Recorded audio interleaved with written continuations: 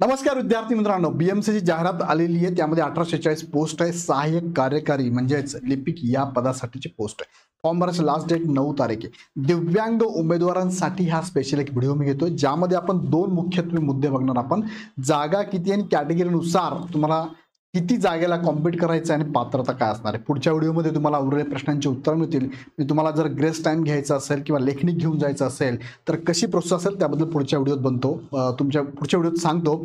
आणि यासाठी तुम्हाला अभ्यासाचा पॅटर्न कसा असावा, परीक्षा पद्धत कशी आहे, निवड पद्धत कशी आहे आणि दिव्यांगांचा कट ऑफ लक्षात घेऊन कसा अभ्यास केला पाहिजे हे पुढच्या व्हिडिओत मी तुम्हाला सांगतो. आता दोन मुद्दे मी तुम्हाला क्लिअर करतो, त्या संदर्भातले हे प्रश्न आहेत.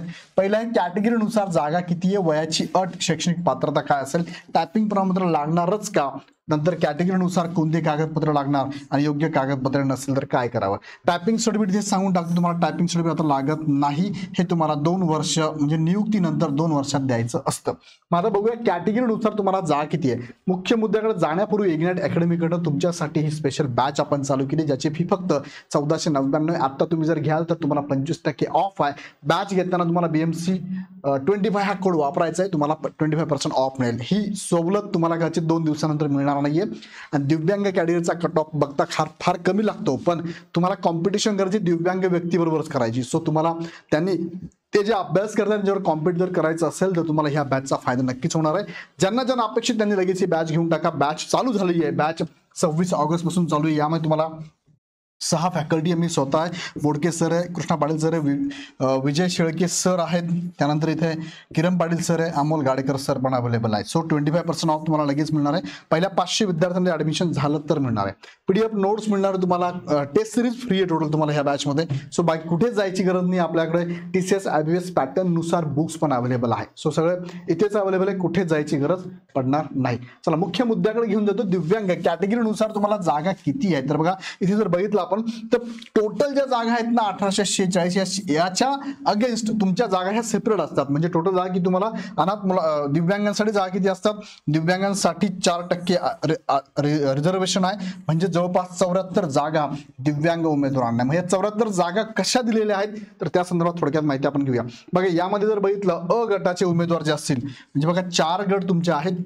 अ गटाचे उमेदवार आहे यांना 19 जागा आहे, ब गटाला 19 जागा आहे, क ला 18 जागा आहे, ड आणि ई ला 18 जागा आहे.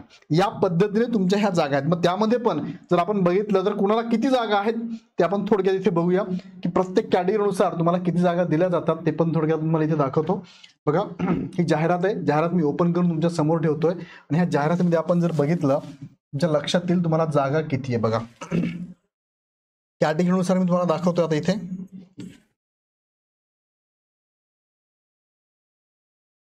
खाली तुम्ही ऍड मध्ये गेलात ना, तिथे मेन्शन केलं बघा त्यांनी इथे.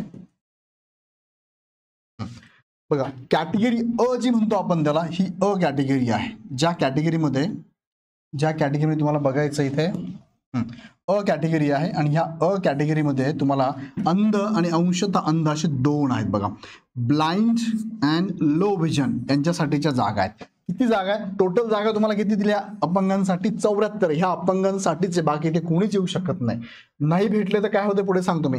अंध अपंगांसाठी टोटल व्हॅकन्सी किती तुम्हाला 19 जागा फक्त अंध आणि अपंगांसाठी. बघा मी इथे लिहून ठेवतो, अंध आणि अंशतः अंध यांच्यासाठी जागा किती आहे, म्हणजे याला म्हणूया आपण काय, ए गटासाठी जागा किती आहे 19 जागा.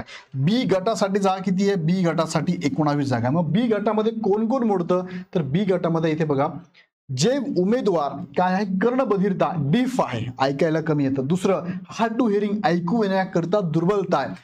डी आणि एच हे दुसऱ्या नंबरमध्ये म्हणजे बी मध्ये ते विद्यार्थी मोडतात. बघा ए आणि बी. नंतर तिसरा आहे चलनवहन विषयक विकलांगता. बघा याच उमेदवारांना इथे काय केलंय, रिझर्वेशन दिलंय. याच्या व्यतिरिक्त तुमचं जर वेगळं दिव्यांगत्व असेल तर तुम्हाला मात्र इथे रिझर्वेशन मिळणार नाहीये किंवा रिझर्वेशन नाहीये, तुम्हाला दिव्यांगत्वमधनं फॉर्म भराल तुम्ही पण जागा मिळणार नाही. बघा सी वन आर्म, ज्यांचा वन आर्म एक हाताला अस्थिव्यंगता आहे, बोथ आर्म असेल किंवा वन लेग असेल किंवा बोथ लेग असेल, वन आर्म वन लेग असेल किंवा सेरेब्रल पाल्सी ज्याला असेल तो उमेदवार इथे फॉर्म भरू शकतो. सेरेब्रल पाल्सी नंतर आपण जर पुढे बघितलं तर पुढे दिले त्यांनी बघा LC म्हणजे लेप्रोसी, कुष्ठरोग ज्यांना आहे, लेप्रोसी क्युअर्ड आहे. त्यानंतर डॉर्फिझम, शारीरिक वाढ खुंटणे संदर्भात आहे. AA ऍसिड अटॅक व्हिक्टिम्स असेल. MDY मस्क्युलर डिस्ट्रॉफी असेल, स्नायू विकृती. ह्या उमेदवारांना इथे 18 जागा आहे. B साठी 19 आहे, A साठी 19 आहे, C साठी 18 जागा दिलेल्या आहेत. त्यानंतर आपण बघूया D वर्गातल्या उमेदवारांना किती जागा. मानसिक अपंगत्व म्हणतो आपण त्यांना. ह्या उमेदवारांसाठी जागा ASD म्हणजेच MOD ऑटिझम आहे, स्पेक्ट्रम आहे, स्पेक्ट्रम डिसऑर्डर आहे, माइल्ड MOD मॉडरेट आहे, सौम्य मध्यम आत्मकेंद्रीपणा ज्यांना असेल त्या उमेदवारांना इथे जागा दिलेल्या आहे. इंटेलेक्च्युअल डिसॅबिलिटी असेल, बौद्धिक अपंगत्व म्हणतो आपण त्यांना. तुमच्या सर्टिफिकेटमध्ये हे मेन्शन असतं बघा, ते उमेदवार इथे फॉर्म भरू शकतात. त्याचबरोबर SLD स्पेसिफिक लर्निंग डिसॅबिलिटी असेल, विशिष्ट शिक्षण अक्षमता असेल, मेंटल इलनेस असेल, मानसिक आजार, अशा उमेदवारांसाठी ह्या जागा दिलेल्या आहे. आणि या C साठी जागा, D साठी टोटल जागा जर बघितल्या तर त्या आहेत 18 जागा. हे झाले 4 प्रकार बघा. A इथे मी मेन्शन करतो, A आहे A, हे आहे B, C आणि D साठी, बरोबर. आता पुढे जर आपण बघितलं, हे 4 जर सोडले तर पुढे दिलेलं त्यांनी E साठी जागा बघा, एकाधिक अपंगाचा समावेश, E प्रकार यामध्ये येतो, ज्यामध्ये जागा बघा कशात, MD involving A to D म्हणजे मल्टिपल डिसॅबिलिटी म्हणतो आपण त्याला. इन्व्हॉल्विंग A पासून हा A आहे ना, A पासून ते D पर्यंत हे सगळे त्याच्यामध्ये कोणताही एकापेक्षा जास्त असेल तर त्याला म्हणूया आपण A ते D मधील एकाधिक अपंगत्वाचा समावेश, मल्टिपल डिसॅबिलिटी म्हणतो. म्हणजे एखाद्याला कदाचित 1 आर्म असेल, एखाद्याच कमी ब्लाइंडनेस पण असेल, 1 आर्म असेल, ब्लाइंडनेस असेल, 1 बोथ लेग असेल, बरोबर. त्यानंतर हे A to D, A to E आपण बघितलं. आता तुम्हाला याच्या पहिले मी जागा ज्या दाखवल्या तुम्हाला बघा कशा जागा होत्या तुमच्या लक्षात येईल. इथे जागा बघा, जागा त्यांनी काय सांगितलं, दिव्यांगांसाठी 74 जागा आहेत. कशा आहेत त्या, A साठी 19, B साठी 19, C साठी 18, D/E यांच्या दोघां मिळून, D किंवा E दोघांपैकी जो कोणी असेल त्याला किती जागा आहे, 18 जागा. मी परत तुम्हाला तिकडे घेऊन जातो. दोघांपैकी एकाला, दोघंही चालणार म्हणजे बघा D आणि हे दोघंही चालणार आहे. ह्या दोघं मिळून इथे जागा किती दिल्या त्यांनी, ह्या दोघं मिळून जागा आहेत तुम्हाला इथे टोटल 18 जागा आहेत बघा. D आणि ही बघा दोघांसाठी दिले त्यांनी, D आणि E इथे दिसतंय तुम्हाला. D आणि ही दोघं मिळून त्यांना किती जागा आहे, 18. D आणि E साठी आहे, हे A साठी आहे, हे B साठी, हे C. आता हा कॉलम तुम्ही व्यवस्थित बघा, ऍड मध्ये पण दिलाय, तुम्ही कुठे बसतात त्यानुसार फॉर्म तुम्हाला भरायचा आहे. ओके, आता पुढे घेऊन जातो तुम्हाला मी. यासाठी काही बेसिक रिक्वायरमेंट आहे, म्हणजे दिव्यांग उमेदवारांना हे जमलं पाहिजे. म्हणजे काय, शारीरिक पात्रता तुमची चेक केली जाणार आहे. शारीरिक पात्रतेमध्ये काय काय पाहिजे तुम्हाला इथे मी मेन्शन करतो बघा. काय पाहिजे, पहिलं म्हणजे सिटिंग, बसता आलं पाहिजे तुम्हाला. दुसरं म्हणजे स्टँडिंग, उभं राहता आलं पाहिजे, चालता आलं पाहिजे, वॉकिंग, बेंडिंग, वाकता आलं पाहिजे, RW रीडिंग अँड रायटिंग करता आलं पाहिजे, सीइंग बघता आलं पाहिजे, पाहणं, त्यानंतर हिअरिंग ऐकू आलं पाहिजे, कम्युनिकेशन संभाषण कौशल्य पाहिजे, मॅन्युप्युलेशन बाय फिंगर्स हातबोटांची हालचाल करता आली पाहिजे. ह्या नॉमिनल गोष्टी तुम्हाला जमल्या पाहिजेत तर आणि तरच तुम्हाला त्या दिव्यांगाच्या प्रकरणामधनं तुम्ही इथे फॉर्म भरू शकतात. आता यासाठी जे कामं जे असतात ना, ते कामांची पण थोडक्यात इथे विभागणी करून दिली बघा. जबाबदारी आणि कर्तव्य काय असणार, दिव्यांगत्व उमेदवार जरी असेल तरी विविध प्रकारची कारकुनी कर्तव्य पार पाडणे, अभिलेख परीक्षित करणे, टपाल स्वीकारणे व पाठवणे, नियमित स्वरूपाचे पत्रव्यवहार करणे, विविध प्रकारची माहिती तयार करणे, विविध प्रकारचे वेळापत्रक तयार करणे, वेतन देयके, विमा आणि भविष्य निर्वाह निधी खाते संबंधित कामे पार पाडणे, त्यानंतर वेतन पत्रकाशी संबंधित कामे पार पाडणे, अर्थसंकल्पाशी संबंधित कामकाज पार पाडणे, ग्रंथालयातील पुस्तके स्वीकृती व दिल्याचा नोंदी ठेवणे, साधन सामुग्रीची मागणी वाटप करणे, लिलाव केलेल्या वस्तूंचे खाते नोंदवही परीक्षित करणे, त्यानंतर जकात कराचे परिगमन करणे, त्यानंतर अधिदान देणे, त्यानंतर संबंधित न्यायालयीन कामासाठी उपस्थित राहणे, निम्न संवर्गातील कर्मचाऱ्यांना कार्य सोपविणे, त्यांच्या कामकावर देखरेख करणे, पार पाडलेली कामे तपासून वरिष्ठांना सादर करणे, स्वतः टंकलेखनाची कामे करणे, संगणक व लेखा यंत्र हाताळणे, ही तुमची कर्तव्य आणि जबाबदारी आहे. सो लक्षात घ्या की दिव्यांग जरी असाल तुम्हाला हे कामं करायचे आणि हे जे उमेदवार आहेत तेच इथे फॉर्म भरू शकतात. हा एक मुद्दा नीट लक्षात घ्या. आता परत मी पाठीमागे घेऊन जातो तुम्हाला. हे सगळं तुमचं कॅटेगरीनुसार जागा किती अपेक्षित आहे त्या कॅटेगरीनुसार तुम्ही चेक करा तुम्ही कोणत्या कॅटेगरीत बसतात. आता दिव्यांग उमेदवार कोणत्याही कॅटेगरीचा असू द्या, म्हणजे SC असू द्या, ST असू द्या, NT च्या जागा असू द्या, SBC असू द्या, OBC असू द्या, EWS असू द्या, SBC असू द्या, QLA असू द्या, जो उमेदवार तुमच्या मेरिटनुसार दिव्यांगामध्ये फर्स्ट येईल तो कोणत्याही कॅटेगरीत असू द्या त्या कॅटेगरीची जनरलची जागा तो घेऊन टाकेल. उदाहरणार्थ यामध्ये ए कॅटेगरीचा उमेदवार आहे आणि त्या ए कॅटेगरीला किती जागा दिल्या त्यांनी 19 जागा आहेत त्या, किंवा ह्या सगळ्यांमध्ये ए कॅटेगरीचा टॉपर आला, हा काय आला टॉपर आला, आणि हा जो कॅटेगरीचा असेल फॉर एक्झाम्पल हा जर असेल ओपनचा तर ओपनची जनरलची जागा तो खाऊन घेईल. बघा ओपन जनरल जागा ही जी आहे ही एक जागा तो खाऊन घेईल. किंवा हा जर निघाला एससीचा तर एससी जनरलची एक जागा तो खाऊन जाईल. एससी जनरलची एक जागा तो खाऊन जाणार आहे. बघा हे लक्षात घ्या मी काय म्हणतो ते, म्हणजे ह्या टोटल जागा बरोबर 1846 यांच्यामध्ये हे जे उमेदवार आहे ना 74 हे यांच्यामध्ये ऍड होणार आहे, एक्स्ट्रा नाही यांच्यामध्येच ऍड होणार आहे. सेम अनाथांना जागा किती दिल्या, अनाथांच्या जागा ज्या आहेत ना 18 ह्या सुद्धा याच्यात ऍड होणार आहे. ह्या वेगळ्या नाहीये, या 1846 मधल्याच ह्या दोघा आहेत. बरोबर आहे. हा आता मी पुढे घेऊन जातो तुम्हाला कॅटेगरीनुसार कोणासाठी किती जागा असणार आहे. तुम्हाला आत्ताच सांगितलं, तुम्हाला कोणती कॅटेगरी असतो तुम्हाला सगळ्याच जागा आहेत. तुम्ही ए कॅटेगरीचे बी सी डी ई हे कॅटेगरी करू शकता, मात्र SC ST सामाजिक आरक्षण तुम्हाला इथे लागू नाहीये. तुम्ही ज्या कॅटेगरीतून आहात त्या कॅटेगरीत जाऊन तुम्ही जनरल जागा खाऊन घेतात. पुढे वयाची अट आणि शैक्षणिक पात्रता काय तुमच्यासाठी, तर सिंपल भाषेत बघा तुम्हाला साधारणतः 3 गोष्टी सांगितल्या त्यांनी इथे, एक 4 गोष्टी. पहिलं म्हणजे तुमचं 10वी असावं लागतं, दुसरं म्हणजे तुमचं पदवी असावं लागतं, तिसरं म्हणजे तुम्हाला इथे असावं लागतंय तुम्हाला मराठी इंग्लिश 100 गुणांचा पेपर असावा लागतो, आणि शेवटचं म्हणजे तुम्हाला टायपिंग सर्टिफिकेट. पण मला पहिल्यांदाच सांगितलं मी टायपिंग सर्टिफिकेट असेल तरी ठीक आहे, नसेल तरी ठीक आहे, तुम्हाला इथे काय सूट दिलेली आहे. नियुक्तीनंतर 2 वर्षांनी तुम्हाला ते द्यायचं आहे. सो मेजर 3 घटक 10वीला किंवा 12वीला तत्सम एक्झामला तुम्हाला मराठी इंग्लिशचे 100 मार्काचा पेपर असावा लागतो. आता हे जे आहेत ना 10वी प्रथम अटेम्प्ट मध्ये उत्तीर्ण झाला पाहिजे, आणि पदवी सुद्धा प्रथम अटेम्प्ट मध्ये उत्तीर्ण झाला पाहिजे. इथे अपलोड करताना डॉक्युमेंट जे अपलोड करायचं ते डॉक्युमेंट कोणतं अपलोड करायचं आहे, इथे बोर्ड सर्टिफिकेट अपलोड करायचं आणि इथे पासिंग सर्टिफिकेट अपलोड करायचं प्रथम प्रयत्नासाठी. काही लक्षात, याच्यावर सेपरेट व्हिडिओ पण मी घेतला, तो एकदा व्यवस्थित बघून घ्या.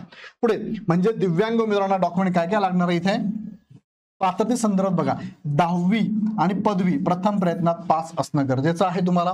नंतर टायपिंग सर्टिफिकेट जे आहे, टायपिंग सर्टिफिकेट 2 वर्ष सूट दिली आहे, असेल तर ठीक आहे, नसेल तरी चालणार आहे, हे मात्र लागणार आहे. MA सर्टिफिकेट असेल तर ठीक आहे, नसेल तरी चालणार आहे.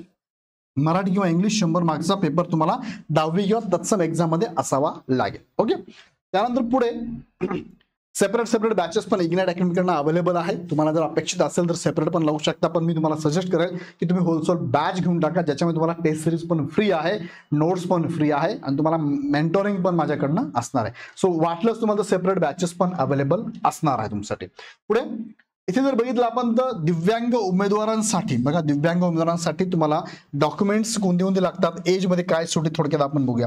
बघा एजचा विचार जर आपण केला तर एक GR आहे 2001चा, त्यानुसार आपण जर इथे विचार केला तर तुमचं दिव्यांगत्वाचा जो प्रकार आहे ना, दिव्यांगत्वाचा प्रकार हा 40% कमीत कमी असावा लागतो.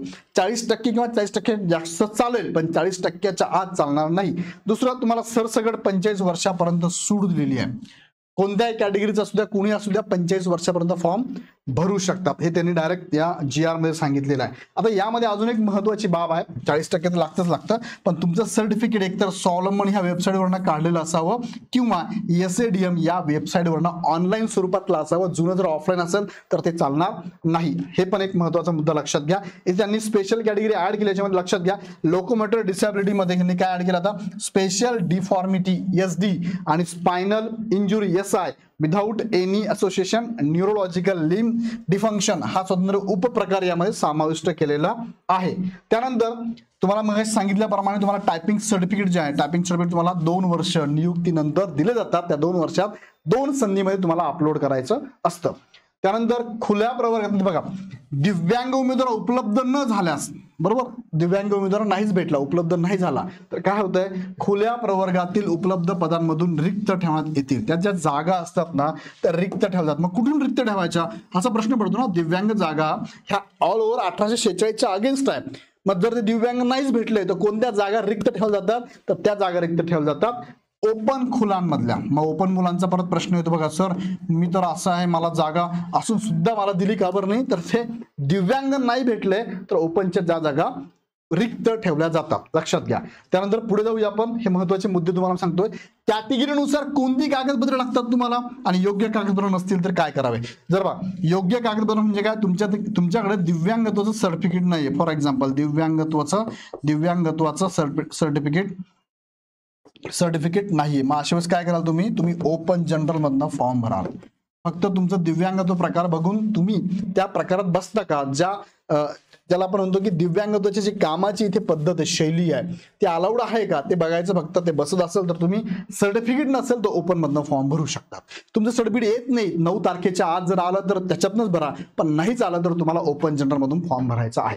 मग कॅटेगरीनुसार कोणते कोणते डॉक्युमेंट लागतात बघा, सिंपल. तुमचं 10वीचं लागणारच आहे, कंपल्सरी आहे. 10वीचं सर्टिफिकेट तुम्हाला इथे 10वीचं लागणार आहे आणि ग्रॅज्युएशन कंपल्सरी आहे. मध्ये बाकीचं नसेल तरी चालतंय, पण 10वी आणि ग्रॅज्युएशन तुम्हाला कंपल्सरी लागणार आहे. कास्ट सर्टिफिकेट लागणार आहे. तुम्ही ज्या कॅटेगरीनं बिलॉंग करतात, तुम्हाला कॅटेगरी मधनं फॉर्म भरायचा तर कास्ट सर्टिफिकेट लागणार आहे. कास्ट व्हॅलिडिटी गरजेची नाहीये, तुम्ही नंतर दिली तरी चालतंय. एनसीएल मात्र लागणार आहे, असेल तर ठीकच आहे. कॅटेगरीनुसार असं दिव्यांगत्वांना उमेदवारांना कॅटेगरीनुसार एनसीएल लागणार आहे. नसेल तरी तुम्ही एनसीएल 9 तारखेपर्यंत काढून घेऊ शकतात. एससीबीसी किंवा ईडब्ल्यूएस सर्टिफिकेट आहे, दोघे तुम्हाला 1 वर्षाचं व्हॅलिड असणारं सर्टिफिकेट दरवर्षी मिळत असतं, ते काढायचं आहे. डोमेसाईल सर्टिफिकेट लागेल किंवा त्याला ऑप्शन दिला आहे, बर्थ सर्टिफिकेट आणि लिव्हिंग सर्टिफिकेट आहे. दिव्यांग डॉक्युमेंट तुम्हाला लागणार आहे बघा, 40% सर्टिफिकेट असणार आहे, 40%पेक्षा जास्त चालेल. एसएडीएम वरचं चालेल किंवा स्वावलंबन ह्या वेबसाईटवरनं काढलेलं असावं. आयडी प्रूफ तुमचा असावा. टायपिंग सर्टिफिकेट गरजेचं नाही, असेल तर ठीक आहे, नसेल तर चालणार आहे. फोटो आणि व्हाईट पेजवरती ब्लॅक किंवा ब्ल्यू पेननी साईन करून अपलोड करायचा आहे. फर्स्ट अटेम्प्ट सर्टिफिकेट तुम्हाला सांगितलं की 10वीचं बोर्ड सर्टिफिकेट आणि पदवीचं पासिंग सर्टिफिकेट तुम्हाला अपलोड करायचं. हे सगळे डॉक्युमेंट तुम्हाला लागणार आहे. आता याच्यानंतर तुम्हाला निवड पद्धत, परीक्षा पद्धत आणि टार्गेट ठेवून कसा अभ्यास करायचा याचा सेपरेट व्हिडिओ मी पुढच्या व्हिडिओमध्ये, सेपरेट लेक्चर तुम्हाला पुढच्या व्हिडिओमध्ये देईल.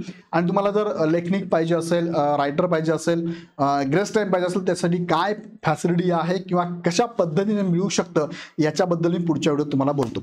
हा व्हिडिओ आवडला असेल तर लाईक करा. तुमचे अजून काही प्रश्न असेल तर कमेंटमध्ये सांगा. आणि परत एकदा सांगू इच्छितो की टेस्ट सिरीज सुद्धा इथे अवेलेबल आहे. तुम्ही भले काही नाही केलं तरी चालतंय, पण 100% टेस्ट सिरीज जॉईन करा. 299 प्लस जीएसटी, फार कमी फी आहे. 10 टेस्ट सिरीज, 1000 प्रश्न तुम्हाला सोडवायचे आणि पॅटर्न हा IBPS TCS नुसारच आहे, बरोबर आहे. मग त्यानुसार तुम्हाला अभ्यास करणं गरजेचं आहे, त्यानुसार टेस्ट सोडवणं पण गरजेचं आहे. मग TCS पॅटर्न नुसार ABCDच्या ग्रुप टायमिंग लेवलनुसार ही टेस्ट तुमची घेतली जाणार आहे. मी तुम्हाला सजेस्ट करेल टेस्ट सिरीज घेण्यापेक्षा डायरेक्ट बॅच घ्या. बॅचवर टेस्ट सिरीज फ्री आहे, याचा फायदा तुम्हाला नक्कीच होणार आहे. ही पूर्ण टीम तुम्हाला TCS पॅटर्ननी शिकवणार आहे. ओके, सगळ्या नोट्स पण अवेलेबल आहे. काही शंका असेल तर हा नंबर, या नंबरला आपण कॉल करून विशेष माहिती घेऊ शकता. खाली डिस्क्रिप्शनमध्ये ॲपची लिंक पण दिली आहे, ॲप डाउनलोड करून डायरेक्ट परचेस करा. काही शंका असेल ह्या नंबरला कॉल करा. खाली कमेंटमध्ये पण प्रश्न तुमच्या टाका. व्हिडिओ आवडला असेल तर कमेंटमध्ये पण कळवा. तुर्तास मी थांबतो, पुन्हा भेटूया नेक्स्ट व्हिडिओमध्ये. धन्यवाद.